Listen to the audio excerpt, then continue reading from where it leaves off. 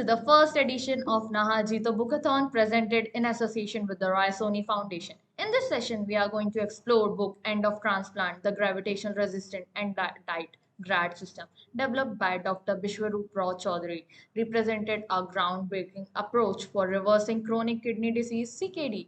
This scientifically validated treatment protocol has benefited thousands of CKD patients, with several hospitals now incorporating it into their treatment regimen. A collaborative observational study conducted by Sridhar University and Dayanand Ayurvedic College affirmed this system, revealing that 75% of complaints patients achieve from freedom from dialysis and 89% significantly reduced or eliminated their dependency on drugs. Thus, the GREAT system stands as the foremost scientifically proven method for reversing chronic kidney disease. Our speaker for today's session is Dr. Bishwaroop Rao Chaudhary is the creator of mathematical model of nutrition known as the DIP diet, which has been proven effectively in diabetes, hypertension, bone disease, and chronic kidney disease through clinical trial in India, Ayush Ministry, Nepal National Health Ministry, and Malaysian Lincoln University.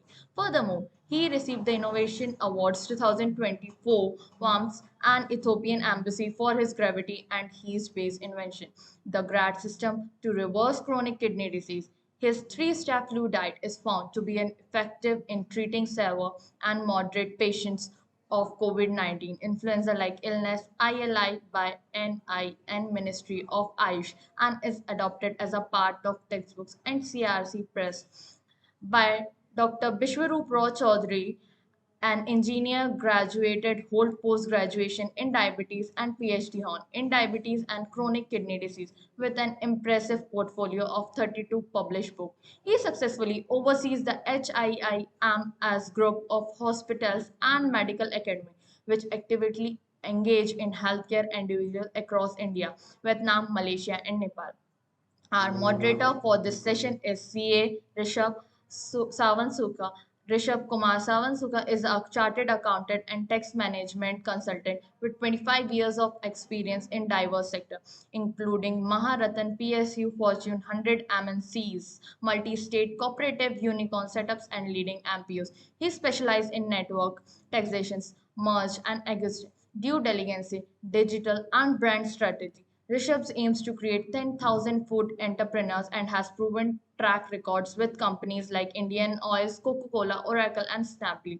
He is also a founder of GST Streak and BizStreak Consultant and served as a Chief Secretary of JBN and Chairman of the Jito Center for Excellence. Now, I would like to hand over the session to our moderator.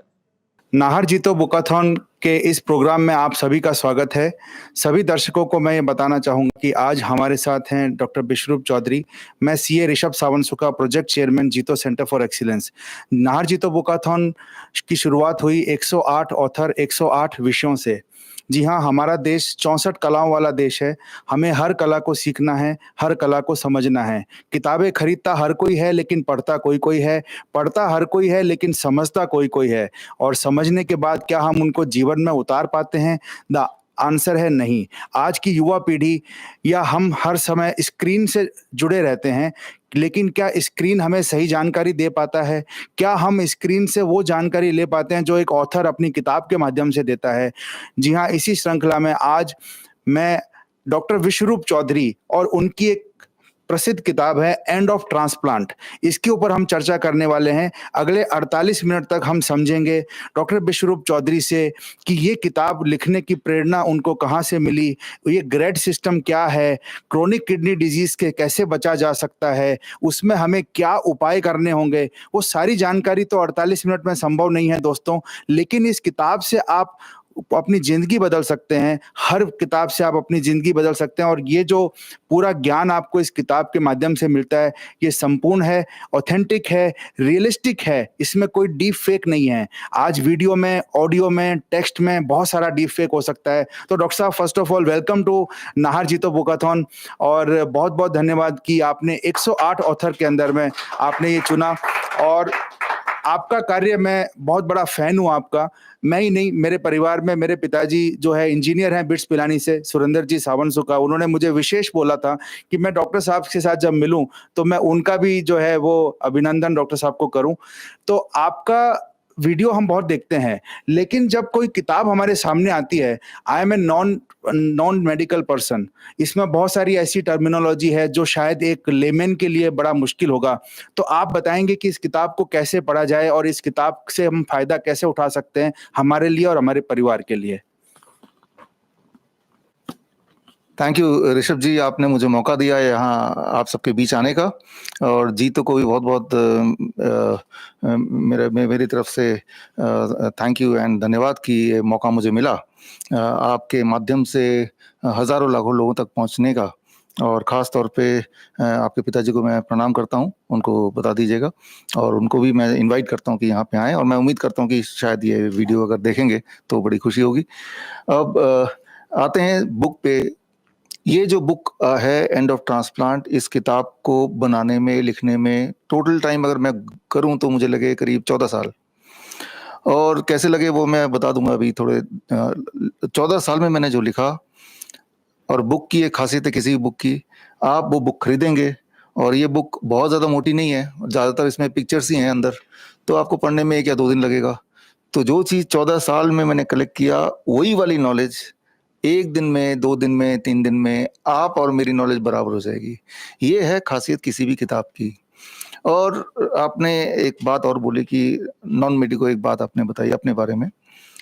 Non medico देखा जाए तो मैं भी हूँ, मैंने engineering graduate किया, उसका post graduation मैंने डायबिटीज़ पे किया, पीएचडी मैंने diabetes and chronic kidney disease पे किया। तो स्टार्टिंग तो नॉन मेडिको से हुआ है।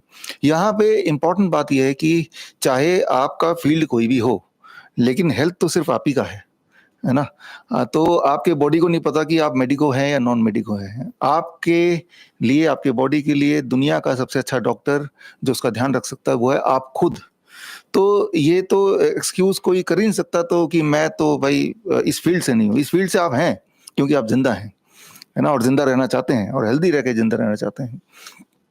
तो ये जो किताब है, ये जो पढ़ेगा, तो मैं एज्यूम कर रहा हूँ कि ये जो भी कोई पढ़ेगा तो इतने सिंपल शब्द हैं। अगर जो अभी तक मैंने आपको बताया ये सारी बातें अगर मेरी समझ आ रही है तो इतनी वोकैबुलरी है उसके अंदर। और इंटरेस्टिंग बात यह है कि आप देखेंगे कुदरत ने हमें बनाया, it is a very simplified method, लेकिन उसको कॉम्प्लिकेट कर दिया गया है कि डिवाइड करके कि भाई ये किडनी का अलग डॉक्टर होगा, डायबिटीज़ का अलग डॉक्टर होगा, और किडनी के भी कई सारे और ब्रांचेस हैं, उनके अलग अलग डॉक्टर होंगे। तो वो खिचड़ी एक बन गई है। तो इस किताब के माध्यम से, क्योंकि क्रॉनिक किडनी डिजीज़ जितने भी लोग सुन रहे हैं, जैसे ही मैंने ये वर्ड बोला तो आपके जहन में अपने बहुत क्लोज में ही ऐसे कुछ लोग मिल गए होंगे अभी तक जो लोग इस बीमारी से पीड़ित होंगे। आज से अगर 10-20 साल पहले अगर ये क्रॉनिक किडनी डिजीज वर्ड आता आपके दिमाग में या कोई बोलता, तो आपको सोचना पड़ता कि कौन है, कौन क्रॉनिक। आज सोचना नहीं पड़ता है। आप बोल सकते हैं कि भाई मेरे क्लोज नेटवर्क में ये 10 लोग हैं जो पीड़ित हैं। तो आज की तारीख में मुझे लगता है कि ये बीमारी के बारे में जानना और खुद अपना डॉक्टर बनना, बुक का मेरा मेन मकसद है कि ये पढ़ने के बाद आप खुद अपना इलाज कर पाएं और खुद ही अपने आप को ठीक कर पाएं। इसी सोच के साथ ये end of transplant, Hindi English दोनों में। और जो लोग मुझे सुन रहे हैं, और यहाँ तो फिजिकली किताब आपके हाथ में है, और जो लोग मुझे सुन रहे हैं, और ये बुक vishrup.com/ebook में जाके फ्री डाउनलोड कर सकते हैं। हालांकि पूरे दुनिया के जितने अमेजन वगैरह सारे प्लेटफॉर्म में बिक रहे हैं, लेकिन फ्री में डाउनलोड करना तो हमारे वेबसाइट से लिया जा सकता है राइट नाउ जब आप ये सुन रहे हैं। तो डॉक्टर साहब, आपने जो अब मैं आता हूँ इस पे, किडनी की जो डिजीज आप कह रहे हैं कि 10-20 साल पहले लोगों को विश्वास नहीं होता था कि ये भी कोई बीमारी है, और आज हम देखते हैं घर घर में, गली गली में इस तरह के जो डायलिसिस सेंटर भी खुल रहे हैं और हो रहे हैं। तो इसके मूल में जो कारण है जो हमारे खान पान, खाद्य अखाद्य, और जैसे मैंने देखा आप फ्रूट के ऊपर बहुत काम करते हैं, आप हमेशा, और हमारे जैनिज्म में भी हम फ्रूट्स के ऊपर काफी बल देते हैं कि भी फ्रूट जो है वो बहुत अच्छा पदार्थ है। लेकिन कब खाना है, कैसे खाना है, किसके साथ किसको नहीं खाना है, तो ऐसी कुछ प्रिवेंशन भी है जो इस किताब से हमें जानकारी मिलेगी, या ये एक रिसर्च है जिसकी आपको निचोड़ आप इस किताब में दे रहे हैं? देखिए, आप देखेंगे जितनी सारी बीमारियों के नाम आप जानते हैं वो ज़्यादा आप फ्रीक्वेंटली आपको दिखाई देते हैं। एक टाइम पे जैसे खांसी जुकाम होता था वैसे ही आज कैंसर है, वैसे ही किडनी डिजीज़ है। Very, very common. अब का कारण क्या है इसका? ये एक इसके कई सारे कारण हैं। एक तो है कि misdiagnosis is the biggest cause, कि कई बार जो हमारे 20 हॉस्पिटल्स हैं और कई बार हम देखते हैं कि जो आते हैं हेल्दी इंसान ही आते हैं वो, और लेकिन उनका रिपोर्ट कहता है कि वो किडनी पेशेंट है। तो उसका डायलिसिस हो रहा है बिकॉज़ उसको डायग्नोस ऐसा किया गया है। तो ये सबसे बड़ी एक दिक्कत है। एक हेल्दी इंसान, मान लो मैं और आप हेल्दी हैं, अगर हमारा डायलिसिस होने लगे कुछ दिन बाद हमारा किडनी फेल हो जाएगा, है ना? बिकॉज़ किडनी को पता है कि मेरा काम कोई और कर रहा है बाहर से, तो मुझे काम करने की ज़रूरत नहीं है। It's like a muscle, right? तो क्यों है? एक तो ये है कि misdiagnosis is the biggest cause, misdiagnosis, right? तो उसके ट्रैप में वही फँस सकता है जो कभी डायग्नोसिस करने चला जाएगा। होता है रूटीन चेकअप करा लिया, बाय चांस पता चल गया। तो ये खेल पहले नहीं होता था। रूटीन चेकअप एक ऐसा हो गया कि कॉर्पोरेट में भी फ्री साल में एक बार रूटीन चेकअप देते हैं। वो एक ट्रैप है। That is the very, very, very important thing. तो लेकिन सही में भी कोई किडनी पेशेंट हो सकता है, वो तादाद थोड़ी कम है। और ड्रग डिपेंडेंट किडनी पेशेंट होते हैं कि ड्रग की वजह से, ड्रग इंड्यूस्ड। हाँ, मान लो कोई डायबिटीज़ की दवा 10 साल खाएगा तो किडनी फेल हो जाएगी उसकी, है ना? कोई इंसुलिन लेगा, कोई बीपी की दवाई 10 साल खाएगा तो किडनी फेल हो जाएगी उसकी। सारा बर्डन किडनी पे पड़ रहा है। रह-रह के जो पैरासिटामोल खाएँगे, उनकी किडनी फेल हो जाएगी। तो ये सारे कारण हैं कि इनमें से it can be a mixture of all of them, it can be any one of them. Doctor साहब, आजकल जो ये जो मल्टीविटामिन आए हैं, जो मल्टीविटामिन लोग over the counter nutraceutical multivitamin खुद से ही लोग खाने लग गए हैं और लोगों को लगता है भी मुझे थोड़ी कमजोरी लग रही है, चलो भी मैं 3 4 5 विटामिन D3 कैल्शियम फलाना फलाना। तो क्या ये भी एक कारण होता है कि हमारे प्यूरिफिकेशन सिस्टम में ऐसा कुछ? हाँ, ये एक बहुत बड़ा कारण है। इसका सिंपल जवाब ये है कि multivitamin capsules and tablet they don't work, they work in the reverse direction, right? वो आपको जिस बीमारी के लिए वो मल्टीविटामिन ले रहे हैं वो बीमारी वो करेगा। For example vitamin E is known to protect you from heart disease, लेकिन विटामिन ई जब नेचुरल फॉर्म में सेब से मिले या संतरे से मिले तब वो आपके हार्ट को प्रोटेक्ट करेगा, और वही अगर अपने उस संतरे से, सेब से एक्सट्रैक्ट कर लिया vitamin E and then make a capsule and take it, तो अब वो हार्ट डिजीज को बढ़ाएगा। This is a proven science, right? तो कोई भी चीज अगर एक्सट्रैक्ट करके लेंगे तो उसकी जो तासीर है उसके जो वो इट बिकम्स ऑपोजिट। तो वो तो ले रहा है ये सोच के कि मेरी हेल्थ बढ़ रही है, बट वो नहीं हो रहा है, इसका उल्टा हो रहा है। तो दैट इज द ट्रुथ। तो डॉक्टर साहब, जब ये जो हम बात करते हैं कि हमने अगर बायो फॉर्म में या जो आप कह रहे हैं नेचुरल फॉर्म में फ्रूट से खाया, तो फ्रूट हमारे पास खट्टे मीठे हर तरह के फ्रूट हैं। तो क्या हम सभी तरह के फ्रूट खा सकते हैं? उनको कब खाना चाहिए? सवेरे खाना चाहिए, रात को खाना है? आजकल शादियों में जाते हैं, सब फ्रूट स्टॉल पे खड़े होकर फ्रूट खाते हैं रात को 10 11 बजे। क्या वो समय सही है? क्या हम फ्रूट के साथ मिल्क को यूज कर सकते हैं? लोग मिल्क शेक में फ्रूट डाल रहे हैं, खट्टा मीठा सब तरह का। तो खाद्य अखाद्य के बारे में थोड़ा सा जागरूकता। देखिए, इसको समझने के लिए आपको 3 स्लाइड समझने पड़ेंगे। आप इधर देख सकते हैं, ये what is known as DIP diet. आज से करीब 14 साल पहले इसको मैंने डिजाइन किया था, और इसके कई सारे क्लिनिकल ट्रायल अभी आपको बताए भी। तो इसमें फ्रूट कैसे खाना है, the best time is the morning time, right? सुबह से 12 बजे तक, जब तक 12 बजे से पहले पहले 3 से 4 तरह के फल, और अपने बॉडी वेट के अनुसार, मेरा body weight 70 kg for example, into 10 करेंगे दैट बिकम 700। तो 700 ग्राम फल कम से कम, अधिक तो कितना भी हो सकता है। मान लो किसी का 600 ग्राम में पेट भर गया, खाया नहीं जा रहा, तो वहीं रुक जाएगा, but that is the indicative number. लेकिन कोई अगर बहुत ज्यादा बॉडी बिल्डिंग एक्सरसाइज वगैरह करता है तो उसका डबल भी खा सकता है। तो 12 बजे तक ओनली एंड ओनली फ्रूट्स, पेट भर के, एक बार में खा लो, 4 बार में खा लो। तो इसमें ये इंपॉर्टेंट है कि जो आप न्यूट्रिशन की बात कर रहे थे, फलों के अलग अलग कलर होते हैं, ठीक है ना? तो गॉड ने वो एक तरीका बनाया होगा जिससे आप पहचान पाए अलग अलग कलर, मींस अलग अलग कॉम्बिनेशन न्यूट्रिएंट। अगर मैं 4 तरह के फल लेता हूँ और उनके अलग अलग कलर हैं, वो पीला है, वो लाल है, वो काला है, वो हरा है, तो यानी कि मुझे लगभग लगभग सारे न्यूट्रिएंट इन सब में मिल ही गया, ठीक है ना? तो that is the first step. 12 बजे तक अगर तो कोई डायबिटीज पेशेंट है तो जरूरी है उसके लिए कि वो मीठे फल जरूर खाए। जैसे मीठे फल, जैसे अभी आम का सीजन है तो ढेर सारा आम खाए, 1 किलो खा ले, बेशक 2 किलो खा ले, खाली पेट। अगर ऐसा करेगा तो उसकी मजबूरी हो जाएगी, बाय थर्ड डे ही has to stop the medicine, blood sugar will go so low, right? तो ये चीज कोई नहीं बताता, इसका उल्टा ही बताते हैं। हाँ, कभी आम नहीं खाना चाहिए, आम नहीं खाना है। गोली खाओ, आम मत खाओ। हाँ, तो अगर आम खा लेंगे तो गोली नहीं खानी पड़ेगी, और खा रहे थे तो उसको छोड़नी पड़ेगी। तो हमारे हॉस्पिटल में लोग आते हैं जो डायबिटीज के पेशेंट हैं, उनको भर्ती कराते हैं, तो पहले दिन जब आम का प्लेट लाते हैं वो घबरा जाते हैं कि शायद इन्होंने मुझे उनको पता नहीं कि मैं डायबिटीज का पेशेंट हूँ। और खाने के बाद जब ग्लूकोमीटर चेक करते हैं तो तब ये सोचते हैं ग्लूकोमीटर खराब हो गया शायद। और फिर जब बोलते हैं आपको दवाई की जरूरत नहीं है, तो एक और शॉक, तीसरा शॉक लगता है कि 15 साल से ले रहे थे, इंसुलिन ले रहे थे, और ये छूट गया, ऊपर से आम खा लिया, बिकॉज आम खा लिया। तो आम है, चीकू है, अंगूर है, बिल्कुल भर पेट मीठा फल खाना है 12 बजे तक, स्टेप 1। ठीक है ना। तो फल खाने का जो आपका सवाल था, best time is the morning time, तब आपका पेनक्रियाज एक्टिव होता है, उसको तब ज्यादा खुराक चाहिए। स्टेप 2, लंच एंड डिनर के लिए जब भी आप बैठेंगे तो 2 प्लेट लेके बैठे, प्लेट 1 एंड प्लेट 2। प्लेट 2 में जो अभी खा रहे हैं वही खाइए, रोटी सब्जी दाल चावल dosa idli, what ever is your standard diet. लेकिन उससे पहले प्लेट 1 दवा की तरह काम करेगी। 3 से 4 तरह के वेजिटेबल ले लीजिए जो कच्चे फॉर्म में हो, टमाटर, खीरा, मूली, गाजर, ककड़ी, मटर, सलाद पत्ता, प्याज वगैरह, वट एवर यू वांट। भगवान ने इतने सारे वेजिटेबल बनाए ये सोच के कि भाई इनमें से कोई 4 आप ले ही सकते हैं, तो वो ले लीजिए। और लेके अपने बॉडी वेट इंटू 5, मेरा body weight 70 kg into 5, that become 350 grams. 350 नहीं तो 300 ग्राम, नहीं तो 250 ग्राम तो ले ही लीजिए अपने बॉडी वेट के हिसाब से। उतना खाने के बाद अब प्लेट 2 को हाथ लगाना है। हम सलाद खाते हैं सभी लोग, लेकिन साथ साथ खाते हैं, राइट। 6 लोगों का एक फैमिली है, बीच में सलाद का एक प्लेट रख दिया, और वो एक एक टुकड़ा ले भी लिया, और वो वैसे ही पड़ा रह गया, और खाना खा के उठ भी गए। तो वो भाई ऐसे लगता है कि शो पीस की तरह रह गया।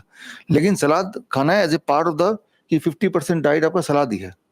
और जब ये करेंगे 2-4 दिन तो आपकी भूख बढ़ जाएगी। तो अभी अगर आप 4 रोटी खाते हैं फॉर एग्जाम्पल लंच में, तो 4 का 5 हो जाएगा, क्योंकि आपकी मेटाबॉलिज्म रेट बढ़ गई है, राइट। तो इंपॉर्टेंट है क्या खाना है, और इंपॉर्टेंट है किस ऑर्डर में खाना है, that plays an important role. कई लोग बोलते हैं पहले मैं प्लेट 2 खा लेता हूँ फिर प्लेट 1 खा लूंगा, तो वो फिर असर भी उल्टा करेगा। Live raw vegetable, live food, जिंदा फूड, वो जब पेट में जाता है तो फिर इट सेंसेस कि बॉडी के कौन से ऑर्गन में, कौन से सेल में कौन सी न्यूट्रिशन की जरूरत है, या कहाँ पे ओवर न्यूट्रिशन ऑलरेडी है। जब आप कुक करते हैं तो जो sensing power of the food it goes away, ठीक है ना। तो वो सीधे ignoring the requirement of the body सीधे ब्लड में जाके घुलता है। इसीलिए आम चाहे कितना ही मीठा क्यों ना हो, वो जाएगा स्टमक में, स्टमक से ब्लड में जाना है कि नहीं डिपेंड्स ऑन ब्लड में उस वक्त शुगर कितना है। नहीं तो वो स्टमक वेट करेगा, लिवर में छुप जाएगा, स्टूल से निकल जाएगा। इसीलिए that is intelligent food, living food, है ना। तो ये है लंच और डिनर दोनों टाइम पे। एक आखिरी बात, avoid packed food, avoid animal food, dairy product. Dairy product is animal food, क्योंकि एनिमल ओरिजिन से आ रहा है, दूध तो कोई प्लांट से तो आ नहीं रहा। और कुछ स्नैक्स लेना तो नट्स स्प्राउट्स मुट्ठी भर ले लिया, फ्रूट्स 12 बजे के बाद भी खा सकते हैं, लेकिन शाम ढलने तक डिनर कर लें, 7 बजे 8 बजे, उससे ज्यादा नहीं। धूप में बैठे 40 मिनट, नहीं तो 20 मिनट, नहीं तो 15 मिनट तो बैठ ही जाएं, क्योंकि धूप भी आप खा रहे हैं actually, your skin Yeats, that is a part of the food, उसको फूड माने, है ना। तो जो आपका सवाल था कब कैसे कौन सा किस ऑर्डर पे, दिस इज द, जैसे ये करेंगे bye third day, by second to third day your blood sugar should start dropping. By 7th day your blood pressure should start dropping. और 1 महीने में हमने देखा जो लोग मोटे हैं 1 महीने में 10% वेट रिडक्शन, 10% और वेट रिडक्शन हो जाता है। Second month 5% till you achieve your normal BMI, body mass index.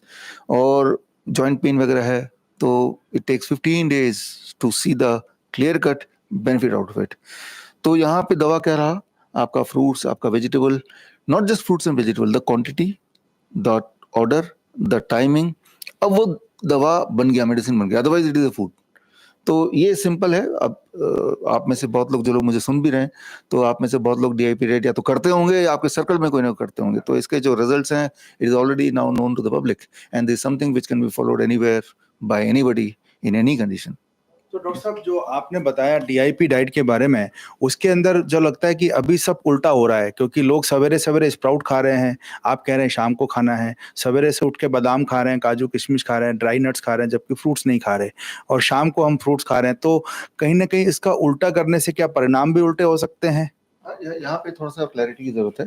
जैसे कुछ तरह के फूड हैं, ये यहाँ पे देखेंगे, जैसे स्प्राउट्स हैं, नट्स हैं या फ्रूट्स हैं, ये these are also any time food, ये कभी भी ले सकते हैं। तो नट्स स्प्राउट्स सुबह लेना कोई गलत नहीं है, और फ्रूट्स को शाम ढलने से पहले लेना कोई गलत नहीं है।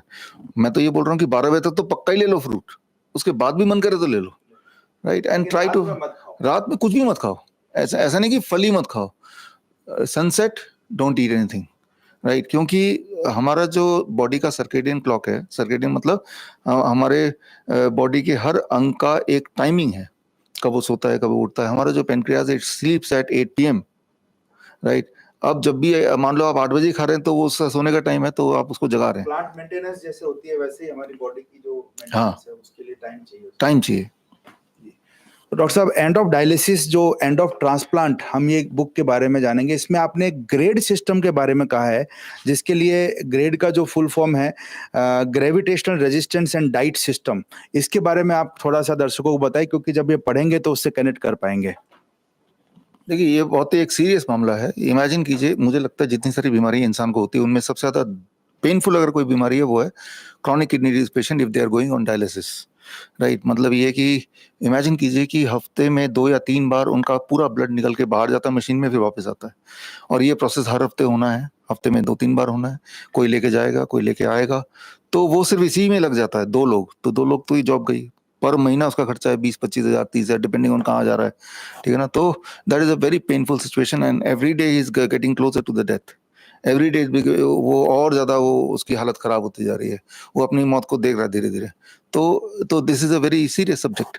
तो इसमें क्या करना है, कैसे करना है, क्यों करना है, उसको समझने के लिए, समझाने के लिए मैं एक छोटा सा एक आपको एक छोटा सा वीडियो दिखा रहा हूँ, एंड इसको ध्यान से देखेंगे तो इसके अंदर सब कुछ छुपा है, राइट। तो 5 मिनट का है, लेट्स सी दैट।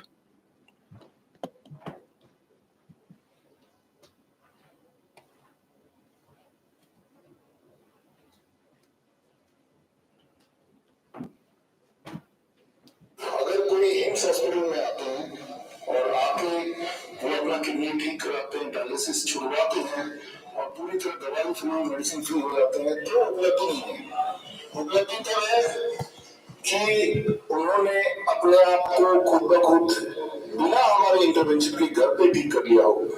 तो ऐसी एक कहानी जो मुझे लगता है आपके माध्यम से देश में पहुंचे, क्योंकि आज देश में लाखों किडनी के ऐसे पेशेंट हैं जो डायलिसिस पर निर्भर हैं, ऐसे पेशेंट हैं जो ट्रांसप्लांट ऑलरेडी करा चुके हैं, वो भी फेल हो चुका है। तो अगर ऐसे लोग मेरी आवाज सुन रहे हैं तो अगले 5 मिनट में जो सुनने जा रहे हैं वो आपके लिए आई ओपनिंग होगा। आपको ये भरोसा हो जाएगा कि आप जहां कहीं भी है वहीं रहते हुए आप ठीक हो सकते हैं, आपको हम तक पहुंचने की जरूरत नहीं है। सिर्फ अभी विंग कमांडर धैया जी और उनकी धर्मपत्नी जो बोल रहे हैं अगले 5 मिनट में, वो सुनने की जरूरत है। तो आप और हम ये सुनेंगे बहुत ही शांति से। मेरा नाम रुचि है, मैं 37 ईयर्स ओल्ड हूँ।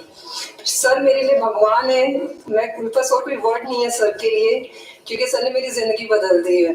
अक्टूबर 2020 में मेरा ट्रांसप्लांट हुआ था। मेरी मदर ने मुझे किडनी दी थी। इनिशियली फर्स्ट 2 मंथ्स तो बहुत अच्छे निकले, बट उसके बाद मेरा क्रेटनिन बढ़ने लग गया। डायग्नोज किया, बायोप्सी करी नई किडनी को, तो पता चला बीके वायरस है। 2 साल के अंदर मेरा क्रेटनिन बढ़ के 7 पहुंच गया। तो मतलब ट्रांसप्लांट को कोई फायदा नहीं हुआ। मेरी ब्लेसिंग थी भगवान की कि जून 23 में हम सर से मिले, हिम्स हॉस्पिटल में सर से मिलने गई। मेरी 3 दिन के बाद फिस्टुलर सर्जरी थी। डॉक्टरों ने मुझे डायलिसिस पे जाने के लिए बोल दिया था। 3 दिन सर ने मुझे 17 जून को हमारी एनिवर्सरी थी, और आज तक का मुझे बेस्ट गिफ्ट मिला कि जब मैं सर से मिली 17 जून को सर ने मुझे बोला फिस्टुला बनवाने की कोई जरूरत नहीं है, तुम्हें जरूरत नहीं पड़ेगी, just follow the steps, diet follow करो, ट्रीट थेरेपीज फॉलो करो। एंड मैंने रिलीजियसली फॉलो करी। मेरा क्रेटनिन 7 से 3.6 तक आ गया था, और अभी भी मुझे कोई सिम्टम्स नहीं है, और मैं घर बैठ के सब कुछ फॉलो कर रही हूँ। मैं कभी हॉस्पिटल में एडमिट नहीं हुई, कभी हिम्स में नहीं गई। जो भी कर रही हूँ मैं सर के यूट्यूब वीडियोस को देख के फॉलो कर रही हूँ। मतलब मेरे पास वर्ड्स नहीं है बोलने के, मेरी जिंदगी बदल दी है सर ने। मुझे अब लगता नहीं मुझे सेकंड ट्रांसप्लांट की जरूरत पड़ेगी। इसी चीज को रिलीजियसली फॉलो करके मैं अपनी लाइफ को ऐसे ही रख सकती हूँ। Thank you so much sir. आप शेयर करना चाहेंगे? like most of the things have already been covered by my wife. And as she said, fortunately, we met Sir on the 17th June 2023. It was our anniversary on that day. And that was the best gift that we can expect from anybody on that day, that he has given a new life to our whole family. And in this thing, I believe it is also responsibility of the near and dear ones, जो patients के हैं, because they have to give that moral support. Because it's. I was just talking to somebody just now that allopathy has spoiled our mind. It kind of quick fix, but this is how we need to change our lifestyle for a long duration, for a long-lasting effect. And I'm sure things will better improve, आगे और अच्छी होंगी with the lifestyle जो अब मिल गया है. And we are, from the core of our heart, we are thankful to Dr. Bishrup sir, and whomsoever we meet after that, we always tell them that this is the lifestyle, this is the videos, and people are doing it, and change is there in positive way. So we are thankful to God and thankful to Dr. Bishrup Chaudhary, and we'll stay connected and we. तो अभी जो आपने देखा वो kidney fail हुआ, फिर transplant कराया, transplant kidney भी फेल हो गया, यानी कि अब दूसरी किडनी देने की बारी थी, और दूसरी किडनी देने के लिए विंग कमांडर तो ग्रुप कैप्टन हो गए हैं, तो उन्होंने डिसाइड किया कि मैं अपना किडनी दूंगा। वो स्टेज पे वो आए मिलने, और तब ये जो किताब में जो लिखा उनको बताया कि भाई आपको हॉस्पिटल में रहने की जरूरत नहीं, ये घर पे किया जा सकता है। एंड वो एग्री हो गए। क्या क्या घर पे होंगे, दो ही चीजें, एक तो डीआईपी डाइट जो मैंने आपको बताया, वो डीआईपी डाइट उन्होंने किया, that is the first step. और second, hot water immersion. Hot water immersion क्या है वो एक मैं आपको दिखाता हूँ। ये है हॉट वाटर इमर्शन। आप देखिए यहाँ पे 40 डिग्री सेल्सियस का पानी है। ये हमारे हॉस्पिटल का ही वीडियो है, और ये सारे रियल पेशेंट हैं जो अदरवाइज डायलिसिस पे थे पहले। और 40 डिग्री सेल्सियस पानी है, और पानी का आप गले तक या शोल्डर तक पानी है, और ऐसा 2 घंटे बैठना है, और ऐसे इस तरह से बैठना है। तो जब ऐसे बैठते हैं तो हमारा जो स्किन है, it becomes the third kidney. पानी का प्रेशर पड़ रहा है और हीट पड़ रहा है, जब ये दोनों चीज स्किन पे पड़ता है, it becomes the third kidney. तो 2 किडनी फेल हो गए, लेकिन भगवान ने एक तीसरी किडनी दी, वो एक्टिवेट हो गई। जब पानी से बाहर निकलेंगे ये, तो हम देखते हैं कि इनका जो ब्लड प्रेशर है वो रिड्यूस हो जाता है हर बार। इनका जो वेट 500 ग्राम से 1 किलो के बीच में रिड्यूस होता है। वही वाला वेट जो किडनी फेल होने की वजह से बाहर नहीं निकाल पा रहा था थ्रू यूरिन, तो वो इकट्ठा होता जा रहा था फ्लूइड, लेकिन उस फ्लूइड को स्किन के रास्ते निकाला। ये समझने की जरूरत है कि आप अगर यूरिन का एक सैंपल लेंगे, अपने पसीने का, स्वेट का एक सैंपल लेंगे, दोनों लैब टेस्ट कराएंगे तो दोनों सिमिलर मिलेंगे, राइट। तो urine and your sweat is a similar kind of thing, right. उसमें दोनों में क्रिएटिनिन मिलेगा, दोनों में यूरिया, यूरिक एसिड, और दोनों में प्रोटीन, दोनों में शुगर, ये सब चीज सेम मिलेंगे। तो जब हमारी किडनी फेल हो गई, तो तीसरी किडनी को skin, which is the largest organ, उसको एक्टिवेट कर दिया। तो अब किडनी को मौका मिल गया टू रिवाइव करने के लिए वो डीआईपी डाइट है, और अभी सपोर्ट करने के लिए ये हॉट वाटर इमर्शन है। ये दोनों चीज जो उन्होंने किया, मिसेस दहिया ने जो किया, तो उससे क्या कि जो ट्रांसप्लांट के बाद दूसरा ट्रांसप्लांट की जरूरत थी, और तब तक के लिए जो डायलिसिस की जरूरत थी, और साथ में दवाइयां, वो सब के सब रुक गई।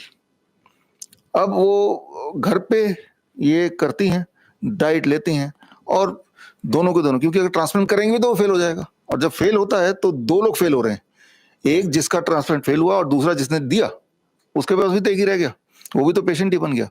जबकि इसका ऑल्टरनेट क्या है, that is what is called GRAD, gravitational resistance and diet. GRAD का फुल फॉर्म, ग्रेविटेशनल रेजिस्टेंस क्या है उसको मैं आपको समझाता हूँ।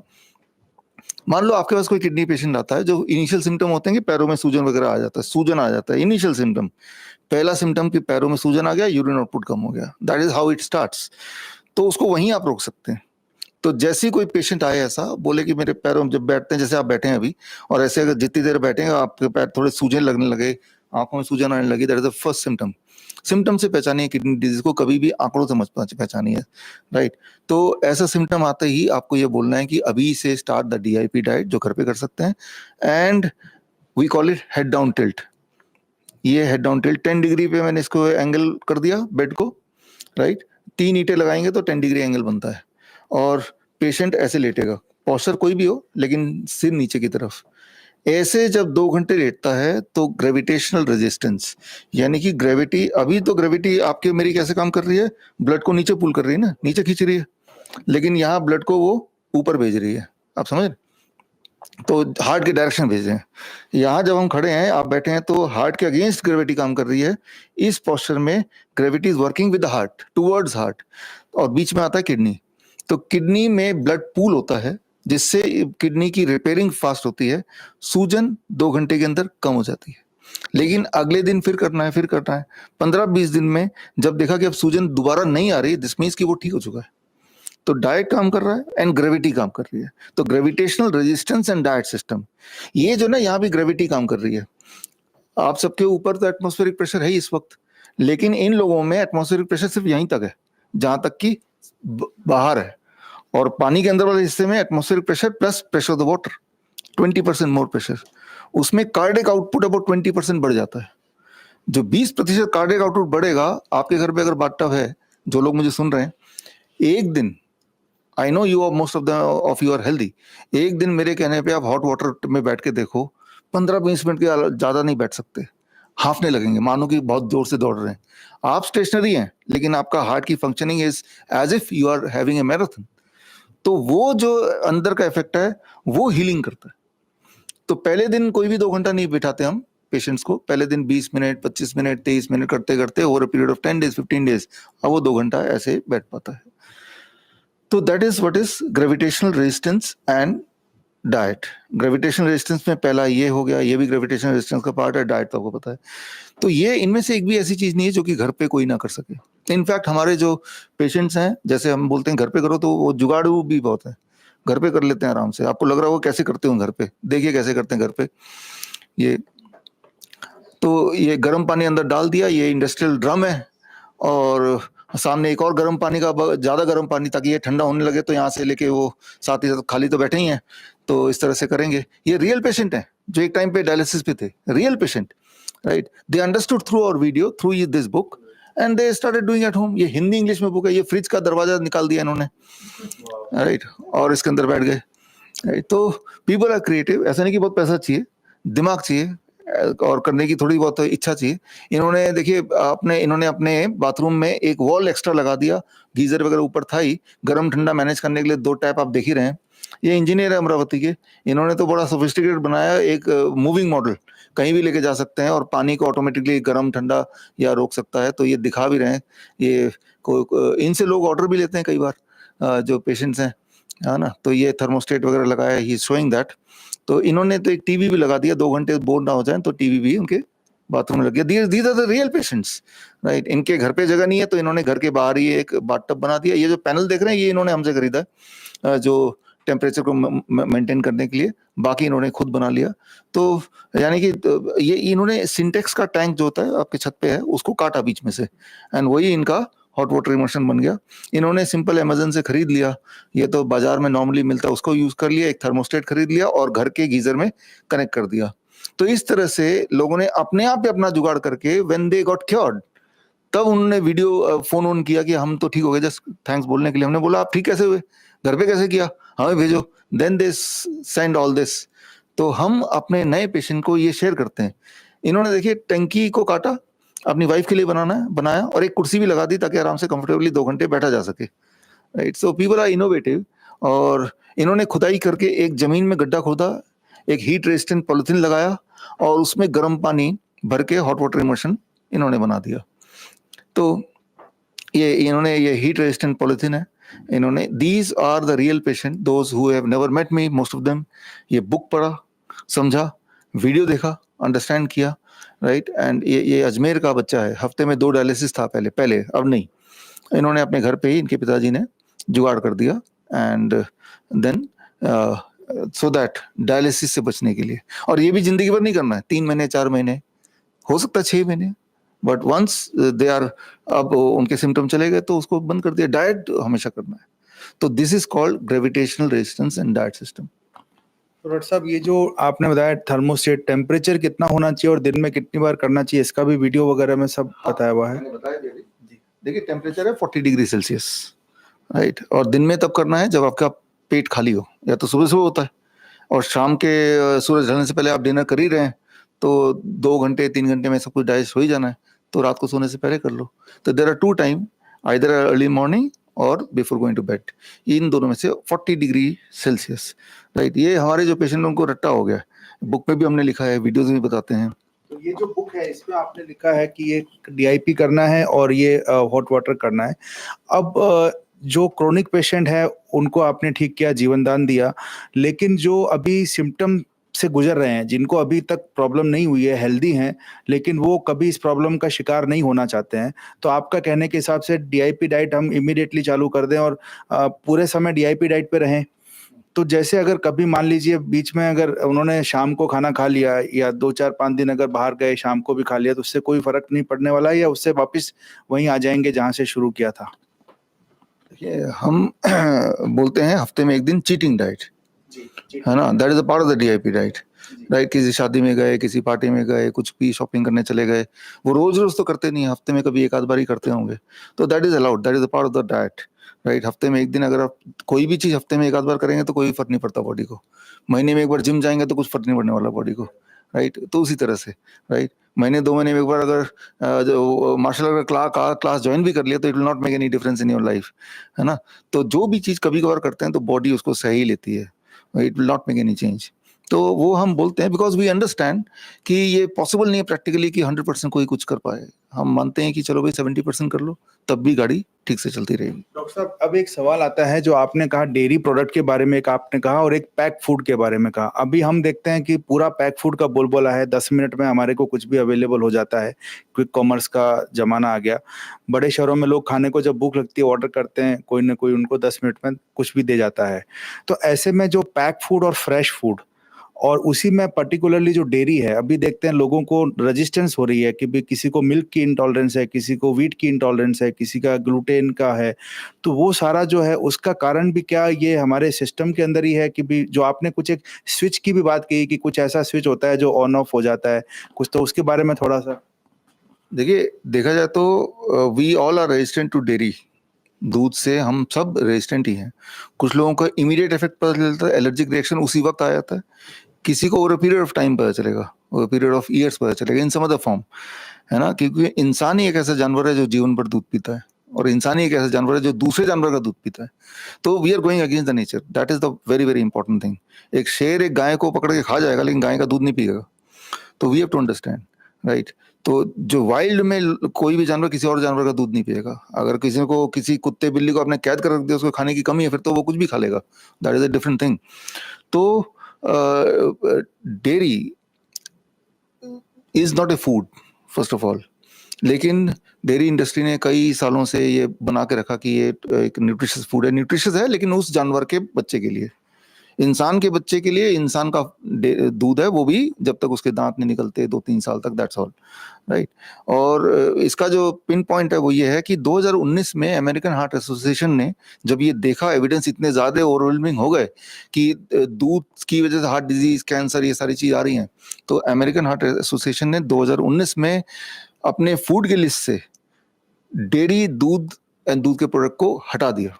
So this is one evidence, right, कि अमेरिकन हार्ट एसोसिएशन जो जितने सारे हार्ट के आंकड़े आप जिसके बेसिस पे सारे इलाज चलते हैं, उन्होंने ही डेयरी को हटा दिया। So that is one more evidence to prove. और मैं तो ये बोल रहा हूँ कि जो लोग सुन रहे हैं, जितनी बात सुनी उनको एक तरफ रखिए, सिर्फ एक चेंज कीजिए अगले 15 दिन के लिए, don't take any dairy product. आप जिंदगी भर तो लिया ही है, by 15 day you will see lot of changes. चाहे वो घुटने का दर्द हो जिनको होता है, चाहे उनका ब्लड शुगर हो, चाहे उनकी एनर्जी लेवल हो, चाहे उनकी नींद हो, तो इन्फ्लेमेटरी मार्कर्स हो, आप देखेंगे 15 दिन के अंदर just by making one change. मैं ये भी नहीं बोल रहा हूँ कि डीआईपी डाइट लो, अभी सिर्फ stop the dairy product and wait for 15 days and see the positive change in your life, right. अगर पॉजिटिव चेंज दिखा तो you can continue stopping the dairy product. कोई बोलता है हड्डियां मजबूत हो जाएंगी, नहीं तो नहीं लेंगे तो हड्डियां टूट जाएंगी। तो अगर आपने जिंदगी भर दूध लिया ही है तो 15 दिन का अगर नहीं लेंगे तो हड्डियां क्यों पिघलने लगेंगी? After all you have been taking it for life. तो देखिए जैसे मान लो हाथी है, घोड़ा है, इन सब की हड्डियां मजबूत हैं, क्या इन्होंने दूध पिया है? they just had plants, right? So that is the main food. तो यहाँ भी मैं DIP diet में ये बोल रहा हूँ कि be on plants. You try it for about 3 days to 7 days DIP diet. अगर clear का difference दिख रहा है, then you keep on taking it. Doctor साहब, प्लांट बेस्ड फूड एक कहा जाता है कि आने वाले समय में ये डेयरी जो है उसको 1/3 या 1/2 of the milk which we are taking, और इवन हम उससे जो प्रोडक्ट्स हैं जैसे पनीर है, आज हम नॉर्थ में बात करें तो हमारे यहाँ पनीर एक डाइट का बड़ा इंपॉर्टेंट पार्ट बन गया है। तो क्या दूध आप कह रहे हैं नहीं पीना चाहिए, तो क्या पनीर भी नहीं खाना चाहिए या वो खाया जा सकता है? देखिए, कोई भी चीज जो दूध से डिराइव्ड है, चाहे जैसे छाछ हो गया, घी हो गया, these are the by product of दूध, है ना? तो सारे के सारे में जो प्रोटीन है that is animal protein only. Animal protein जब हम लेंगे एज ए ह्यूमन, तो वी आर ऑल्सो एनिमल. तो आप जो स्विच की बात कर रहे थे, तो जब एनिमल प्रोटीन हम लेते हैं, जब दूध लेंगे तो उसमें एनिमल का ही प्रोटीन है, प्लांट का प्रोटीन तो है नहीं. तो हम में से ज्यादातर लोगों का body is not able to distinguish between the animal protein coming from outside and your own cells, right? तो वो हमारे प्रोटीन को कंफ्यूज करके कि ये बाहर से आया है, it starts the autoimmune reaction that switches on, जिससे कई सारी बीमारियां जैसे मस्कुलर डिस्ट्रॉफी है, डायबिटीज टाइप 1 है, ऑटिज्म है, ये सारी बीमारियां खास तौर पे छोटे बच्चों में होने लगती है. तो it switches on the autoimmune reaction in the body, and the moment you stop the dairy product among those children, ये एक्सपेरिमेंट आप करके देख सकते हैं. कोई टाइप 1 बच्चा अगर आपके आसपास है, उसकी पेरेंट्स को बोलो एक हफ्ते के लिए stop the dairy product, all product, तो आप देखेंगे इस एक चेंज से ही उसकी जो इंसुलिन लेने की जरूरत है वो अबाउट 20-30% कम हो जाएगी. तो यानी कि ये एक इंपॉर्टेंट फैक्टर था जिसने इंसुलिन लेने पे मजबूर किया. तो that is how it is कि ये डेयरी प्रोडक्ट किस तरह से काम करता है, because by taking a dairy product you are taking the animal protein. तो वो छाछ के फॉर्म में तब भी एनिमल प्रोटीन उसमें है, वो घी के फॉर्म में तब भी है, राइट? दर्शकों, मैं आपको बताना चाहूँगा कि आजकल मिल्क के बहुत सारे फॉर्म हैं, बादाम से, काजू से, सोया से, प्लांट बेस्ड चने से, बहुत सारी तरीके से हम मिल्क बना सकते हैं. तो डॉक्टर साहब, जब हम इस तरह के जो मिल्क हैं जो मार्केट में MYLK आजकल उनको, क्योंकि वो डेयरी इंडस्ट्री नहीं चाहती कि आप इसको मिल्क बोलें, तो वो अवेलेबल हैं काफ़ी सारे, तो क्या उनका सेवन रेगुलर बच्चों से लेकर बड़ों तक अगर किया जा सकता है? हाँ, अगर आप हमारे हॉस्पिटल आएंगे तो देखेंगे कि हम प्लांट बेस्ड मिल्क बनाना सिखाते हैं पेशेंट्स को, क्योंकि हॉस्पिटल में थोड़े दिन रहेंगे लेकिन अल्टीमेटली घर पे ही जाना है. तो उसकी रेसिपी बुक भी हमारे पास है, आपको हम देंगे. तो जो लोग मुझे सुन रहे हैं, अगर रेसिपी बुक चाहिए तो यही जो bishrup.com/ebook में जाके दे कैन डाउनलोड दैट. तो आप जैसे काजू के, बादाम के मिल्क या कोकोनट का मिल्क, चिया सीड का मिल्क, दूध बना सकते हैं, उसकी दही बना सकते हैं, उसका मतलब all kind of recipe you can make. तो वो बनाना सीख लीजिए, और बड़ा आसान है जैसे आपने बाकी चीज सीखा है, और फिर उसको कीजिए. ये किताब है यहाँ पे, देयर इज वन, ये my wife has written this book, एक कॉपी आपके लिए. तो देखिए दर्शकों, ये रेसिपी बुक है जो कि मिस नीरजा रॉय चौधरी, जो डॉक्टर साहब की वाइफ हैं, उन्होंने ये लिखी है. आप ये भी खरीद सकते हैं और डाउनलोड कर सकते हैं ई बुक के फॉर्म में bishrup.com पे. तो डॉक्टर साहब, आपने सभी चीज़ों को ओपन सोर्स कर दिया. आज हम देखते हैं जो फार्मा इंडस्ट्री है, मेडिकल इंडस्ट्री है या कोई फूड इंडस्ट्री है, वो हर चीज़ को रेसिपी बनाती है, फिर उसको सीक्रेट बनाती है, उसका IPR करती है, पेटेंट करती है, कंट्रोल करती है, और फिर कहती है कि आप हमसे लो. बट आप हम हर चीज़ को ओपन कर रहे हैं, इसके पीछे क्या कारण है? ये मेरा सवाल है ये. देखिए, इस दुनिया में कुछ लोग आप जैसे हम जैसे भी हैं, है ना? एजुकेशन जितना आप स्प्रेड करेंगे उतना आप आगे बढ़ेंगे, ये एक विचारधारा है. एजुकेशन को ना तो कोई बाउंड कर सकता है, ना करना चाहिए, राइट? वो जितना आप फैलाएंगे तो उससे लोगों की वृद्धि होगी, उससे आपकी वृद्धि इनडायरेक्टली डायरेक्टली होगी. You will get connected to more and more people, right? तो ये अच्छी बात है कि हमारे माध्यम से ये नॉलेज जाए. वैसे भी ये सारे नॉलेज जो भी है ये अलग अलग जगह से सोर्सेस हमने इकट्ठे ही किया है. तो वी कैन नॉट से कि इस नॉलेज पे सिर्फ मेरा ही हक है, इस नॉलेज पे सभी का हक है. तो हमारा ये काम है कि हमने नॉलेज को सिंप्लीफाई कर दिया है और लोगों तक उनको इंस्पायर किया कि ये करो, right? So it should be like this only, right? तो पृथ्वी ऐसी चलती है, ऐसी चलनी चाहिए. डॉक्टर साहब ने एक बहुत अच्छा कहा, वसुदेव कुटुंबकम हमारे भारत का इतिहास रहा है और हम एकमात्र ऐसे कंट्री हैं जहाँ पे वेदों में, पुराणों में हर चीज़ लिखी है। हमारे शास्त्रों में चरक संहिता, सुश्रुत संहिता। डॉक्टर साहब ने कहा कि मैंने इसको एग्रीगेट किया है, सिंप्लीफाई किया है और आप सब लोगों तक पहुँचाया है। लेकिन इसको उन्होंने पेटेंट नहीं करवाया, यानी आप उसका फ़ायदा डॉक्टर साहब के वीडियो से उठा सकते हैं, आप उनसे मिल सकते हैं, उनसे कंसल्टेशन कर सकते हैं। लेकिन अब सवाल ये उठता है कि हम चाहते बहुत है कुछ करना, लेकिन कहीं न कहीं जो हम कहते हैं कि हम नॉलेज का प्रसार नाहरजितो बुकाथॉन में हम 108 विषयों पे नॉलेज को ले जा रहे हैं, लेकिन उसकी जो एब्जॉर्प्शन रेट है, जैसे आपने कहा कि बॉडी एब्जॉर्ब करे, उसी तरह से माइंड को भी एब्जॉर्ब करना ज़रूरी है। तो ये एंड ऑफ ट्रांसप्लांट बुक जो है, इसको एब्जॉर्ब करने के लिए इसको मुझे कितने दिन में पढ़ना चाहिए, कैसे पढ़ना चाहिए और क्या मुझे अपने परिवार के साथ पढ़ना चाहिए या अकेले में पढ़ना चाहिए? देखिए, ये एंड ऑफ ट्रांसप्लांट सिर्फ किडनी की बात नहीं कर रहा है कि जब भी कोई किसी का किडनी फेल होता है तो उसका हार्ट और उसका सारे ऑर्गन ही एक तरह से असर जाता है उस पर। इसमें प्रिवेंशन की बात कर रहे हैं और अगर एक्सट्रीम स्टेज आ गया तो कैसे हम उसको रिवर्स करें, किसी और की ज़िंदगी ना खराब करके आप किसी से किडनी लेते हैं, एक दुविधा की स्थिति में आ जाते हैं। तो ये सबके साथ ही पढ़ना चाहिए। इसको आप देखेंगे तो इसमें 1-2 दिन में आप पढ़ लेंगे आराम से। बहुत ही सिंपल लैंग्वेज में है। जिनको ये हमारे जो डायलॉग समझ आ रहे हैं उनको ये किताब समझ आ जाएगी और इसमें आप लोगों को अगर इसके माध्यम से पेन लोगों का कम कर सकते हैं, कर पाएँ, तो आपको बड़ी खुशी मिलेगी। और इसमें ऐसे बहुत सारे टिप्स हैं जो एक आम इंसान के लिए, जो किडनी पेशेंट नहीं भी है, उनके लिए भी बड़ा इम्पोर्टेंट महत्वपूर्ण है। जैसे कि मान लो कि आपने अपना, फॉर एग्जांपल एक छोटी सी बात, कि आपने अपना एक जनरल चेकअप होता ना, yearly blood test, annual checkup कराया और चेकअप का रिपोर्ट आया, आप स्वस्थ हैं, जैसे अभी हैं, स्वस्थ हैं, सब कुछ ठीक है, और रिपोर्ट में देखा क्रेटिनिन आया 2.5 और उधर लाल एक निशान बना हुआ है या डार्क निशान बना हुआ है और डॉक्टर ने वहाँ पे गोला लगा दिया, राइट। तो जैसे ही आपने वो गोला देखा, आपसे पहले आपकी वाइफ ने देखा या आपके बच्चों ने देखा, तो दहशत का माहौल आ गया ना। जबकि अगर रिपोर्ट आप नहीं कराते या नहीं देखते तो आप तो खुश थे अपनी जिंदगी में। तो ये जो एक टर्निंग पॉइंट है, ट्रिगर पॉइंट है, अब सोचते हैं कि मैं क्या करूं। तो अब क्या करूं, तो अगला है कि भाई सब उठा के आपको पकड़ के हॉस्पिटल ले जाएंगे, वो बोलेंगे कि अभी डायलिसिस करो, ठीक है ना। तो दैट इज मीन्स कि you are going to get in a trap, right. Trap में फंस रहे हैं बिना मतलब के, राइट। तो ये नहीं कि असली में कोई बीमार होगा, असली में होगा तब तो वो अलग बात है, तो क्या करना पता है, लेकिन नकली पेशेंट भी गेटिंग कन्वर्टेड असली पेशेंट। तो मैं ये बोलना चाह रहा हूँ कि ये हेल्दी लोगों के लिए भी ये किताब पढ़ना जरूरी है, बिकॉज उनको ये पता चलेगा कि जिस तरह से आप एक जंगल में हैं और जंगल में पता नहीं कहाँ कहाँ माइन लगा दिए गए हैं, तो आपको हर स्टेप चौकन्ने से लेना है, राइट। कौन सा आपने गलत पैर पड़ गया और वो बम ब्लास्ट हो गया, उस ट्रैप में फंस गए। तो ये आजकल का ताना बाना है चारों तरफ, राइट। तो उससे बचने के लिए ये बुक पढ़ना आपके लिए अनिवार्य है। You can not escape it, right. अगर आप नहीं पढ़ेंगे, नहीं समझेंगे इन तथ्यों को, तो आप भी इसी ट्रैप में आएंगे। आप नहीं आएंगे ट्रैप में तो आपके घर में कोई ना कोई आएगा, ठीक है ना। तो या तो आप वो बनिए कि आप किसी हॉस्पिटल जाते ही नहीं, कभी किसी से लेना देना है ही नहीं, तो बच सकते हैं। लेकिन आपका अगर आना जाना है, लेना देना है, कभी टेस्ट वेस्ट कराते हैं, तो यू मस्ट नो कि how to read the story inside. Test के पीछे का टेस्ट कैसे पढ़ें, राइट, वो समझना जरूरी है। तो हमारा जो 90% टाइम इसी में जाता है, पेशेंट को समझाने में कि इसका रियल मायने क्या है। एक उदाहरण दूंगा आपको।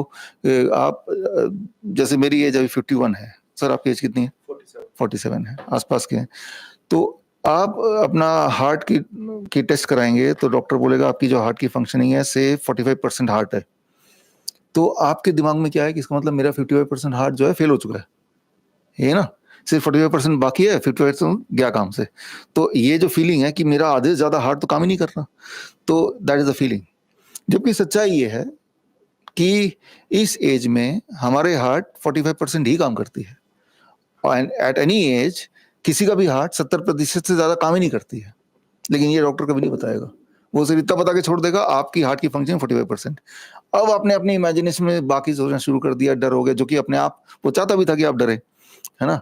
लेकिन अगर उसी डॉक्टर से पूछो, डॉक्टर साहब आपकी हार्ट फंक्शनिंग कितनी है, तो उसकी भी इतनी है ना। हमारे कितने पेशेंट आते हैं, सर मैं हार्ट पेशेंट हूँ। क्या हुआ भाई?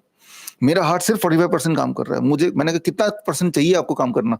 कहता 100% काम करना चाहिए। मैंने कहा 100% काम करेगा तो हार्ट निकल के बाहर गिर जाएगा। वो दुनिया में किसी का नहीं काम करता।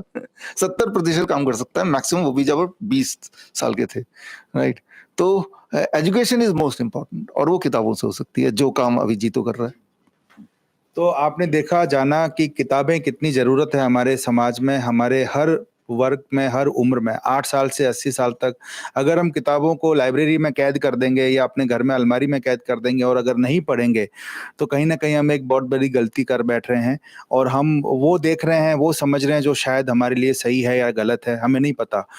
तो दोस्तों, नाहर जीतो बुकाथॉन में हमने डॉक्टर साहब आपसे बहुत कुछ समझा, बहुत कुछ जाना और हम आपको आगे भी जीतों में बुलाते रहेंगे, हम आपसे समझते रहेंगे। लेकिन इससे पहले कि भी मैं इस कार्यक्रम को समापन करूं, मैं बुलाना चाहूँगा नीरजा रॉय चौधरी जी को और उनसे भी हम जानेंगे कि ये रेसिपी जो आपने बताई to cure the lifestyle diseases. आज लाइफस्टाइल सबकी सीडेंटरी है, हम लोग एसी पीसी की लाइफ जी रहे हैं, हम सभी फ्रिज में रह रहे हैं। अभी पीछे 50 डिग्री टेम्परेचर हुआ तो हम सब फ्रिज में कैद हो गए। तो हम लाइफ में नेचर के पास नहीं है, हमारे पास में नेचर का साधन नहीं है। 10-15 दिन हम कहीं बाहर जाते हैं तो हमें नेचर बड़ी अच्छी लगती है, लेकिन फिर हम वापस आर्टिफिशियल लाइफ में आते हैं। तो डॉक्टर साहब, ये जो एसी पीसी वाली जो फ्रिज वाली लाइफ है, क्या इससे भी हम बाहर आ सकते हैं अगर हम अच्छी डाइट लें और अच्छा एक अपने लिए माहौल क्रिएट करें अच्छे खान पान से? देखिए, जो अभी आप देख रहे हैं, इस साल जो आपने देखा, जिसका आपने जिक्र अभी किया कि गर्मी इतनी ज़्यादा बढ़ गई है, जितना गर्मी हमने आज से पहले कभी नहीं देखा जीवन में। तो अचानक गर्मी क्यों बढ़ रही है? उसका कनेक्शन हमारे खान पान से है। उसका समझाता हूँ मैं आपको। मान लो दो फुटबॉल ग्राउंड जितना आप बड़ी जगह इमेजिन कर लो, उसमें जितने सब्जियां उगेंगी उससे 14 लोगों का 1 साल का खाना बन सकता है।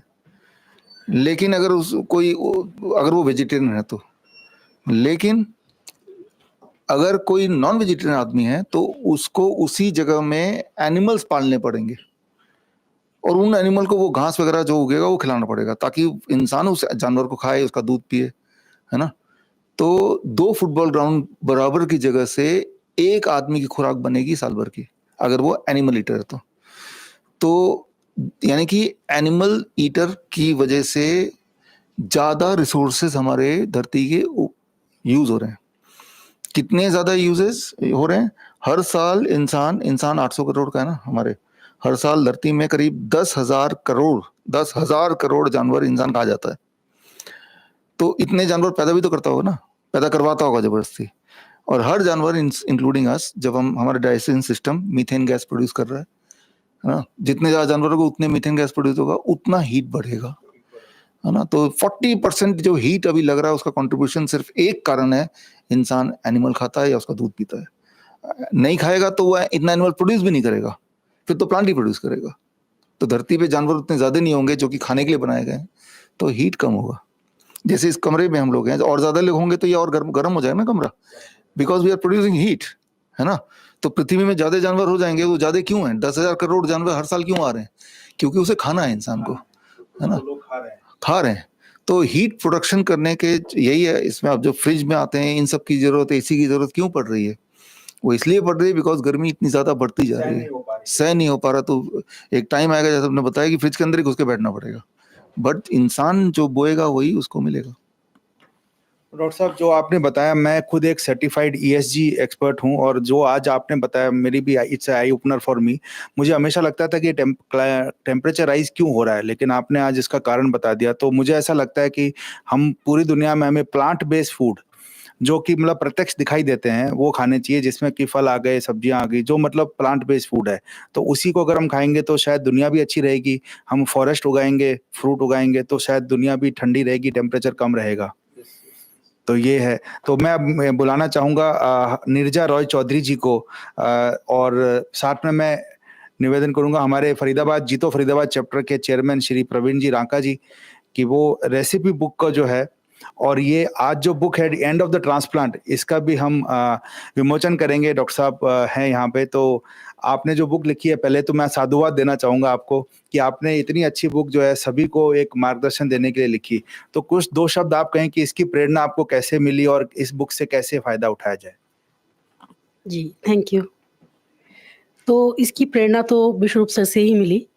जब बहुत साल पहले सर ने काम करना शुरू किया था हेल्थ के ऊपर, तो उन्होंने मुझे कहा कि कुछ ऐसा खाना बना दो जिसमें कुकिंग ना हो और वो उन्होंने बताया कि इस तरह से उनकी क्या रूल्स होंगे खाने के। तो और उस वक़्त क्या था कि एक ग्रुप भी था, इन्होंने उसको ट्रेनिंग दी थी और उनको वो खाना खिलाना भी था आफ्टर 5-6 डेज़ ट्रेनिंग के।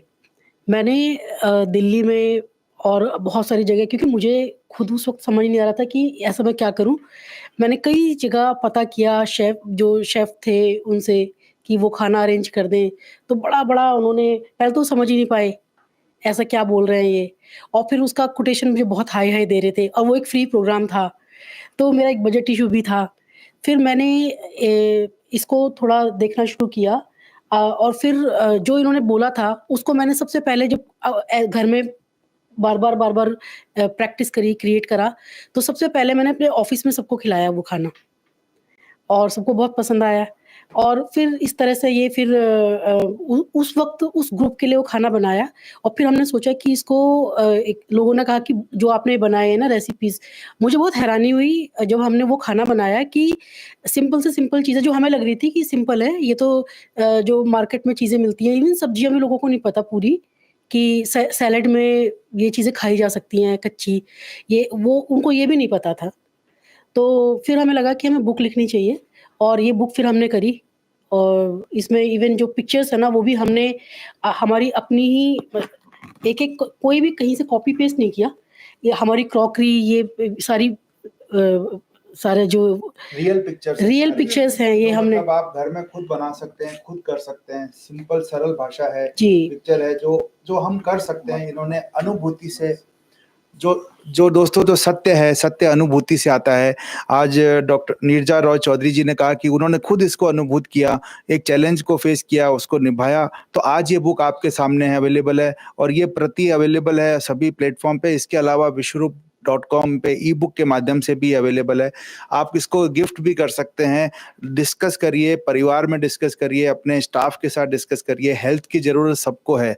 अगर आज आपका स्टाफ भी अनहेल्दी है तो आपका प्रोडक्शन में इफ़ेक्ट आएगा, आपके सिस्टम पे इफ़ेक्ट आएगा। तो हेल्थ की ज़रूरत सभी पूरे मानव जाति को है और नाहर जीतो बुकाथॉन में हम इस हेल्थ के सब्जेक्ट पे डॉक्टर विश्वरूप चौधरी और नीरजा रॉय चौधरी जी को आमंत्रित करके we are honoured sir, we are blessed to have you on this platform. और इस प्लेटफॉर्म के माध्यम से मैं सभी को ये कहूँगा कि नाहर जीतो bookathon in association with Raisoni group और क्रॉसवर्ड हमारा पार्टनर है। क्रॉसवर्ड के तमाम 100 से ज़्यादा स्टोर पे आपको ये सब किताबें अवेलेबल होंगी। इसके अलावा हम इस बुकाथॉन को यहीं समाप्त नहीं करेंगे। 7 दिन का समय सिर्फ एक सेलिब्रेशन ऑफ नॉलेज का है डॉक्टर साहब, लेकिन हम इसको जीतो गुरुकुल में इसको कंटिन्यूटी देना चाहते हैं, परपेचुइटी देना चाहते हैं और हम चाहेंगे कि आप जैसे विद्वान लोगों का सहयोग हमें मिलता रहे और ताकि हम एक भारत को सशक्त भारत, आत्मनिर्भर भारत, विकसित भारत की जो कल्पना है उसके ऊपर 3 ट्रिलियन से 30 ट्रिलियन तक तभी ले जा पाएंगे जब हमारी हेल्थ अच्छी होगी। नहीं तो अगर हेल्थ अच्छी नहीं होगी तो हमें कुछ भी अच्छा नहीं लगेगा, हम कोई काम नहीं करना चाहेंगे। तो आपने जो बताया एंड ऑफ ट्रांसप्लांट, ये अब समय आ गया है कि हम इसको एंड ऑफ ट्रांसप्लांट कहें। और मैं तो यहाँ पे एक और भी बात कहना चाहूँगा जो आपसे सुनने के बाद जो मुझे प्रेरणा जगी है कि हम जो डायलिसिस सेंटर हैं, जहाँ पे लोग डायलिसिस कराने जाते हैं, वहाँ पे उनको ये जानकारी मिलनी चाहिए। नहीं तो वो हर बार उसी सेंटर पे आते रहेंगे, कराते रहेंगे। वो एक जो चक्र है, उस चक्र में इसको भी ऐड करना चाहिए। बहुत बहुत धन्यवाद। मैं चाहूँगा कि हमारे लेडीज़ विंग की सभी मेंबर्स आए और अनुमोदना करें हमारे डॉक्टर विश्वरूप राय चौधरी की धर्मपत्नी नीरजा जी की, जिन्होंने इतनी शानदार बुक लिखी रेसिपी। कुछ चीज़ें जो हम खुद अपने घर में कर सकते हैं और कुछ चीज़ें जो हम सीख सकते हैं। माला लेके आए और अनुमोदना करें। हाँ,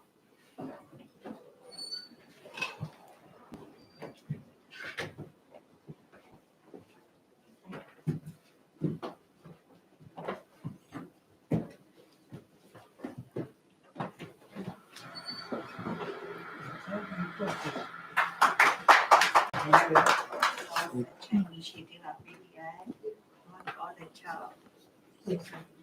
We are fortunate to be here.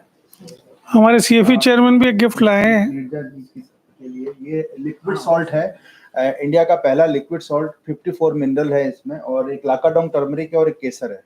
तो ये आपके लिए एक छोटा सा तोहफा सीएफई के चेयरमैन की तरफ से। डॉक्टर साहब आपके लिए भी आर के जैन साहब से रिक्वेस्ट करूंगा आए,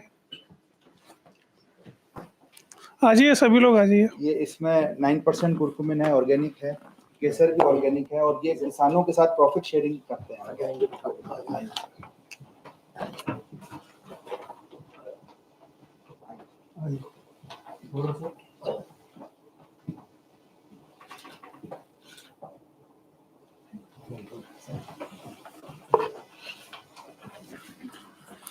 डॉक्टर साहब मेरा एक क्वेश्चन है कि ये जो हमने डाइट का आपने बताया है, आजकल क्या होता है कि आप हॉस्पिटल में जाइए चेकअप कराने के लिए और 2 मिनट में वो आपके स्टेंट डाल देते हैं, तो ये एक बड़ी परेशानी है, उसके बाद की भी परेशानी है, तो इसका सॉल्यूशन क्या इसमें है, इसके बारे में थोड़ा सा ब्रीफ करेंगे।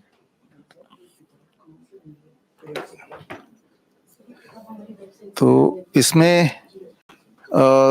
पहली बात तो अपने आप को एजुकेट करना जरूरी है।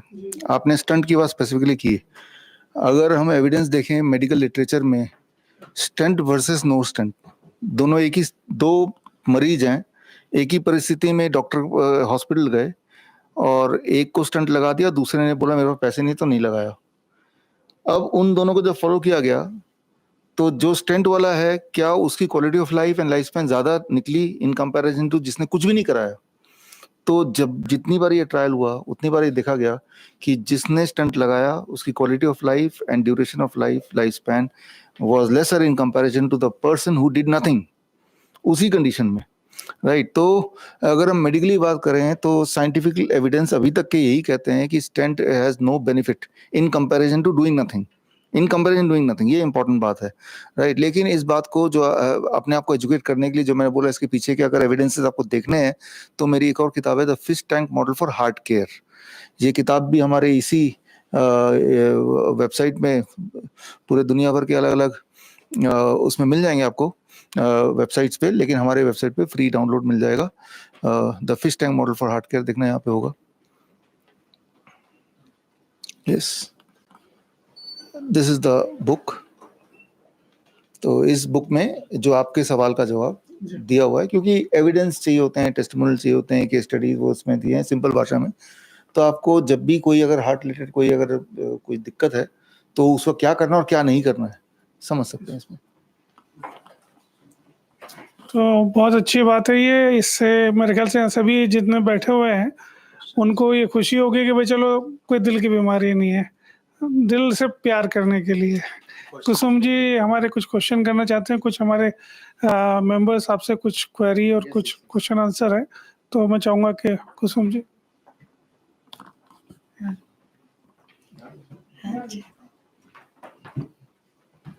जय जिनेंद्र डॉक्टर साहब, वेरी फॉर्चुनेट सब लोग, हम लोग यहाँ पे हैं, आपका बहुत बहुत थैंक यू पूरी नॉलेज के लिए। बट एक दैट क्वेश्चन मेरे माइंड में ये आ रहा था कि जो आपने जैसे चीट डे बोला है, तो वो चीट डे में मतलब वो क्या 0-0 चीट डे, मतलब जैसे मिल्क प्रोडक्ट्स का आपने मना किया है तो उसके अंदर मिल्क प्रोडक्ट्स हो सकते हैं क्या? पनीर, यही है कि जो चीज हमने मना किया उसको करना। एक और क्वेश्चन है डॉक्टर साहब कि इसमें कैंसर वगैरह का भी कवर करता है क्या ये DIP? Yes, definitely yes. इसमें हमारे हॉस्पिटल में करीब 20% पेशेंट्स कैंसर पेशेंट्स हैं और वो भी ठीक हो जाते हैं। मेरी एक किताब है इस कैंसर की बात कर रहे हैं, the rabbit tortoise model for cancer cure. तो उसमें उसके प्रोटोकॉल भी इससे सिमिलर हैं, लेकिन ये हमारे कैंसर प्रोटोकॉल भी है। ये किताब अगर आप देख रहे हैं तो ये किताब भी आप खरीद सकते हैं या फिर फ्री डाउनलोड करना है तो हमारे वेबसाइट से आप फ्री डाउनलोड कर सकते हैं। डाइट से ही रिलेटेड? DIP डाइट से रिलेटेड है। DIP डाइट में थोड़ा फेरबदल है, प्लेट 2 डिनर वाला हम हटा देते हैं उसमें, राइट। तो इस तरह से छोटे मोटे चेंजेस हैं, तो that becomes a diet for this. तो डॉक्टर साहब एक केस था जिसके बारे में मैं पूछ रही हूँ कि जैसे किसी की एक किडनी खराब हुई और उसने लिया किसी से पौरुक ले ली एंड तो दोनों किडनी वो भी फेल हो गई, तो फिर भी चांसेस हैं उनके सर्वाइवल के? अभी आपने जो मिसेस दहिया का केस यहाँ देखा था वो तो वही वाला केस है। दोनों किडनी? हाँ, जब फेल होती दोनों ही फेल होती हैं। जब दोनों फेल होगी तभी कोई तीसरा किडनी देगा, यानी कि ऑल टुगेदर ही कोई किडनी काम नहीं कर रही। उस केस में भी हाँ, आपने देखा ना एग्जाम्पल, survival। हाँ यू हैव सीन, वो लाइव एग्जाम्पल है। वो हमसे मिले थे 2023 जून को, उसके बाद भी 1 साल पूरा हो गया। ये जो वीडियो था ये अप्रैल 22 का था, अभी हमारे टच में है, तो 1 साल पूरा भी हो गया जब डॉक्टर ने बोला ये किडनी फेल हो गया, ट्रांसप्लांट कराओ और डायलिसिस दोबारा कराओ। 1 साल पूरा हो गया, है ना। तो डॉक्टर साहब इसका मतलब ये हुआ कि अगर कहीं टेस्ट में आता है कि भाई आपकी गठान बन गई है, जैसे लेडीज के लिए मोस्टली ये इशू होता है, तो हम डीआईपी डाइट और ये फॉलो करके उसको डाइल्यूट ऑटोमेटिक कर सकते हैं, हाँ, कहीं जाने की जरूरत नहीं। बॉडी बनाता है खुद ब खुद, जो चीज बॉडी बनाती है बॉडी डिसॉल्व भी कर सकती है। अगर कोई ट्यूमरस ग्रोथ बॉडी ने बनाया तो उसको एक विपरीत परिस्थिति दोगे तो वो डिसॉल्व हो जाएगा। जैसे मेरा यहाँ पे ये है, हम्म, क्या ये डिसॉल्व हो सकता है? हो सकता है, ये धीरे धीरे over a period of time बना, डिसॉल्व भी धीरे धीरे होगा, बट इंपॉर्टेंट है कि और ना बढ़ाओ। तो the moment you start with the diet, तो एक तो और नहीं बढ़ाओगे तो वहीं रुक गया, अब धीरे धीरे it will retract, because body has made it, है ना। तो बॉडी है, उसको अगर काटेंगे, उसके अगर कोई छेड़ेंगे, कोई इन्वेजिव कोई टेस्ट करने की कोशिश करेंगे, एफएनएसी बायोप्सी यूं ही करने के लिए, तो वो फैल जाएगा। हाँ, तो उसको छेड़ना नहीं है। और साहब एक सवाल मेरे मन में आ रहा है, जी हाँ, जैन साहब का एक सवाल है, वो लेते हैं पहले।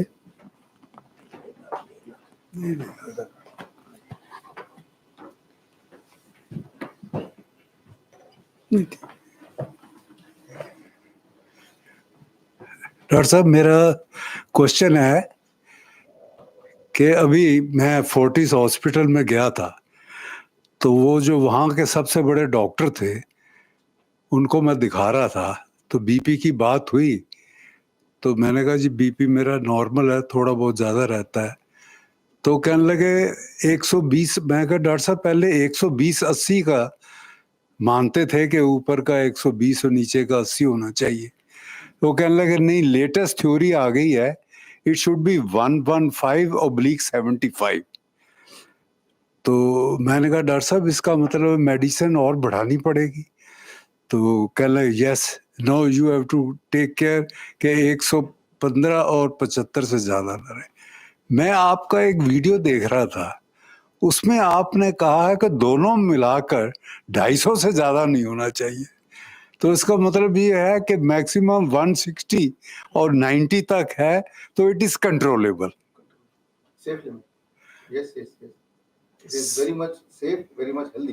इट्स वेरी इंटरेस्टिंग, क्योंकि आज तक तो यही कहते हैं कि 120/80 होना चाहिए। आज से करीब 3 साल पहले मैंने भविष्यवाणी की थी, वो वीडियो भी कहीं ना कहीं आपको मिलेगा, मैं आपको भेजूंगा भी, कि देखिएगा आने वाले टाइम में जो 120/80 है उसको 115/75 करने वाले हैं। हाँ, आज से 20 साल पहले की बात करेंगे तो तब वो 150/90 हुआ करता था। हर थोड़े थोड़े समय में, जिस तरह से एक फुटबॉल का मैच है, आप चलाक हैं बड़े, तो आप जब कोई नहीं देख रहा अपना गोल पोस्ट को छोटा करते जा रहे हैं। एक टाइम ऐसा आएगा आपने खुद का गोल पोस्ट इतना छोटा कर लिया कि बॉल के साइज से भी छोटा, so nobody can win over you. तो वही हाल है आंकड़ों का, कि हर थोड़े थोड़े समय बाद कंस्पिरेसी के तहत आंकड़ों को छोटा करते गए। यहाँ सर एक बात मैं ऐड करूंगा कि जैसे जैसे हमारी उम्र बढ़ती है वैसे वैसे हमारा ब्लड प्रेशर भी राइट की तरफ बढ़ता है सभी का। जैसे छोटा बच्चा है तो उसका 120/80 होगा, अगर 60 इयर्स का है, राइट, 20 साल तक, हर 10 साल में 10 पॉइंट ऊपर जाता है। ये बॉडी जिस तरह से जैसे उम्र बढ़ती है बाल सफेद होते हैं, इसका मतलब ये नहीं कि हम बीमार पड़ गए। तो ठीक उसी तरह से एट योर एज अगर 160/100 है या उससे नीचे है तो वो परफेक्ट हेल्दी है। नॉर्वे एक देश है, वहाँ पे लगभग एवरेज ब्लड प्रेशर 150/90 रहता है। वहाँ के लोगों की जो मिनिमम आयु 80 साल है, सबसे ज़्यादा हाईएस्ट है। तो 160/100 का पैरामीटर आपके लिए है, उससे नीचे रहना चाहिए बस। उससे ऊपर भी रहेगा तो जैसे ही आप इस तरह के डाइट लेंगे तो 2 दिन में नीचे आ जाना है। और 115/75 को अचीव करने के लिए इतनी दवाइयां लेंगे तो वो दवाइयां ही इट विल किल यू। हाँ, तो हमारे शरीर का कंपैरिजन, मेरे शरीर का कंपैरिजन 10 साल के बच्चे के साथ नहीं कर सकते, उसका बॉडी अलग है ना। हम जब 10 साल के थे तो अलग था, ठीक है ना। जैसे जैसे हम बड़े होते हैं हमारा ब्लड प्रेशर भी राइट साइड में मूव करता है और हमारा ब्लड शुगर भी राइट साइड में मूव करता है। छोटे बच्चों के लिए 200 से नीचे ब्लड शुगर होना चाहिए, हम जैसे के लिए 250 से नीचे नीचे हो तो ठीक है। तो वो 250 का आंकड़ा ब्लड शुगर के लिए भी, ब्लड प्रेशर के लिए भी। डॉक्टर शुगर का जो एचबी 8 सब 8 तो 8 एचबी 5 जो वो भी धीरे धीरे कम करते जा रहे हैं। वो 5.6 बताते 5.6 बताते हैं। हाँ। आप ये किताब पढ़िएगा एविडेंस वाली, वो बड़ी वाली किताब, येलो वाली, येलो किताब बड़ी है, इसमें गाइडलाइन की किताब है।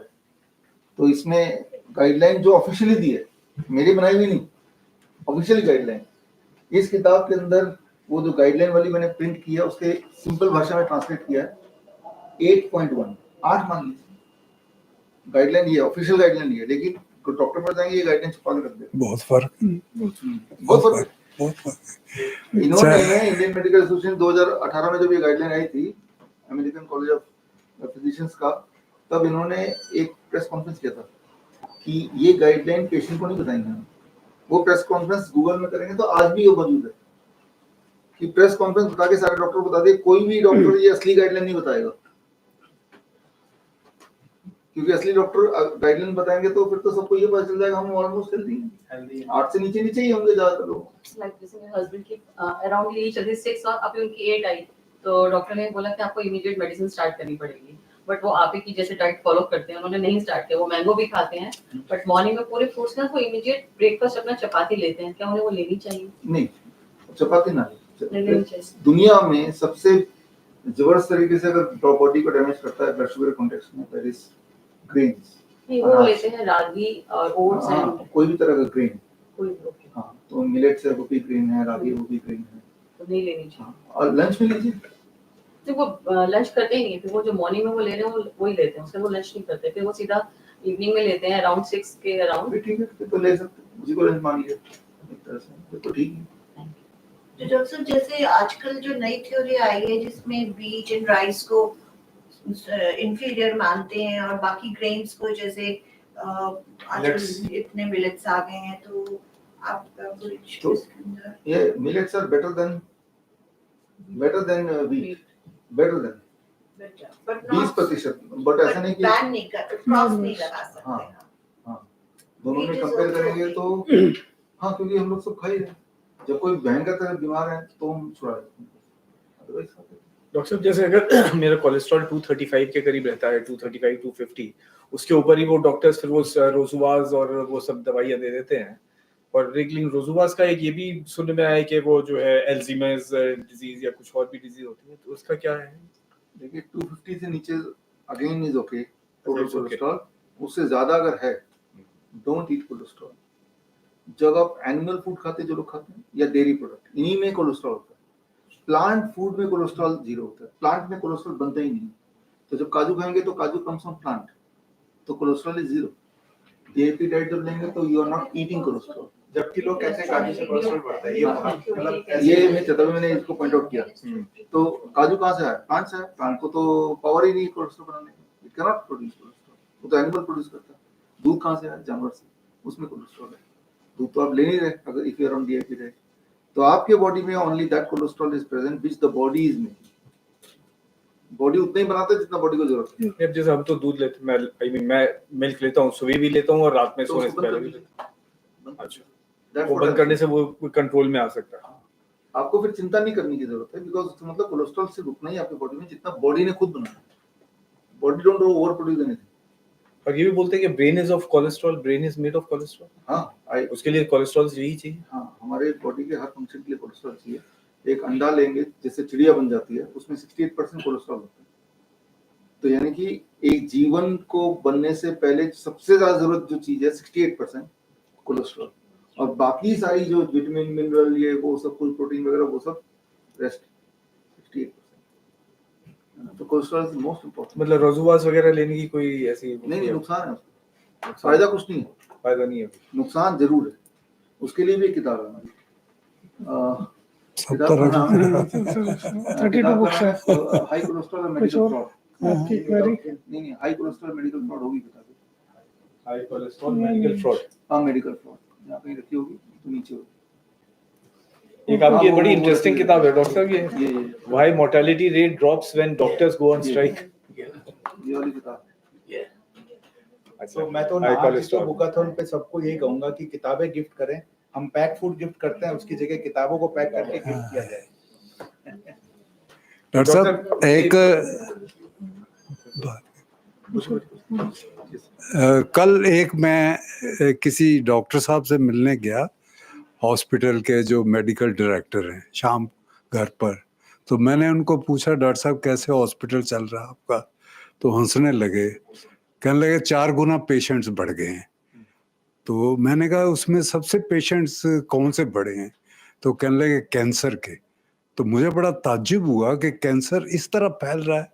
तो मैंने कहा इसका कारण क्या है? तो कहने लगे लाइफस्टाइल और जो बाहर का खाना देश। तो मेरा एक क्वेश्चन है डॉक्टर साहब, जैसे ये इतने बढ़ रहे हैं केसेस, अब हर एक चीज में जो है पॉल्यूटेड है, स्पूरियस है, चाहे वो आपका कोई भी वेजिटेबल्स हैं या फ्रूट्स हैं या कुछ भी है, सारी चीजें स्पूरियस हैं। तो उनसे कैसे बचा जाए? देखिए कुछ तो खाना पड़ेगा। हाँ नहीं, जो जैसे ये डाइट है DIP डाइट, हम और हमारे पेशेंट इसी डाइट पे हैं, fruits and vegetables, even if कि उसमें पेस्टिसाइड वगैरह होते हैं। तो अगर आप देखें फरीदाबाद में भी ऐसे बहुत लोग हैं जो ऑर्गेनिक सही मायने में उगा रहे हैं, लिटिल बिट महंगा, लेकिन उनको जब हम मोटिवेट करेंगे, ज़्यादा लोग उनसे खरीदेंगे तो वो सस्ता भी कर देंगे।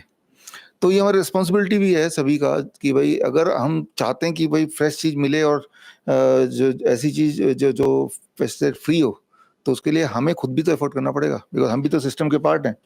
We can not just expect कि अपने आप ही मिल जाए, वो नहीं होने वाला। लेकिन फिर भी जो अभी भी मार्केट में मिल रहा है उससे भी इस इंसान हेल्दी रह सकता है, क्योंकि हम तो वही खाते हैं, मैं भी वही खाता हूँ, हमारे पेशेंट भी हज़ारों वही खाते हैं। रहा सवाल जो आपका क्वेश्चन था, कैंसर के रेट क्यों बढ़ रहे हैं, सर ये जो किताब है, इस किताब में इसका जवाब मैंने दिया है। ये जो किताब है rabbit tortoise model for cancer cure, उसका मैं 1 मिनट में बता देता हूँ। इसका जो कारण है that is a PET scan and biopsy. जितना ज़्यादा पेट स्कैन करेंगे और जितना ज़्यादा बायोप्सी करेंगे उतना कैंसर, या mammogram, PET scan, biopsy, these 3 causes cancer. मान लो मैं हेल्दी हूँ, जैसे अभी थे, नहीं आपने बोला कि हाँ, तो डॉक्टर बोलेगा चलो बायोप्सी कर लेते हैं। बायोप्सी का जो प्रोसेस होता है उससे जो ट्यूमरस ग्रोथ है या नॉन कैंसर सेल है, it convert into cancerous cell. फिर डॉक्टर बोले देखो जी आपका कैंसर निकला है, जबकि असलियत क्या है, कैंसर क्यों निकला? क्योंकि आपने बायोप्सी कराया, क्योंकि आपने पेट स्कैन कराया, क्योंकि आपने मेमोग्राम कराया। मेमोग्राम करते ना कि भाई देखते हैं कि है कि नहीं, वो देखते नहीं है, वो करने से कैंसर हो जाता है। उसके सारे सबूत इसमें दिए हैं। जैसे मान लो वही वाला डॉक्टर जिससे आप मिले हैं, उनको अगर ये बोलेंगे तो खारिज कर देंगे, फिर ये सबूत दिखाएंगे तो आपसे बात करना बंद कर देंगे, क्योंकि उनका जवाब तो है नहीं कुछ, है ना। क्योंकि वो ये नहीं बोल सकते, इन सबूतों को खारिज नहीं कर सकते वो, या तो बोलेंगे सबूत गलत है। अगर सबूत गलत बोलेंगे, इतने ये जो हाईली रिगार्डेड जर्नल से आए हैं, तो उसको खारिज नहीं कर पाएंगे, फिर तो उनको वो अपने सिस्टम को खारिज कर रहे हैं, फिर आपसे बात नहीं करेंगे। तो असली वजह है कि कोई भी एक इंसान जिसका कहीं भी थोड़ा बहुत कुछ हो गया है, वो चला जाएगा, बोलेगा मुझे बायोप्सी, आपको तो बायोप्सी करना पड़ेगा, बस आ गया ट्रैप में। पेट स्कैन करना पड़ेगा, आ गया ट्रैप में। मेमोग्राम करना पड़ेगा, आ गया ट्रैप में पक्का। और कैसे ट्रैप में आता है वो कहानी पूरी है इसमें, एविडेंस के साथ, है ना। तो आधे लोग तो वो हैं जो पेशेंट ही नहीं है, उन आधे को तो हटा दो, अब आए ना रियल पेशेंट, उनको भी हम ठीक कर सकते हैं, उसकी टेक्निक भी इसमें है। और वो टेक्निक कोई ऐसा नहीं कि मैंने बनाया, वो पहले से ही है, मैंने जस्ट सामने लेके आया, ये देखो ऐसे ठीक होता है। डॉक्टर साहब एक मेरा क्वेश्चन है कि सोडियम 136 होना चाहिए, और अगर वो नमक में है, नमक लेते हैं तो बीपी बढ़ता है, तो इसका कोई और सब्स्टिट्यूट है? देखिए सोडियम हर वेजिटेबल में होता है, नमक लेने की जरूरत नहीं ना, 136 को देखने की जरूरत है।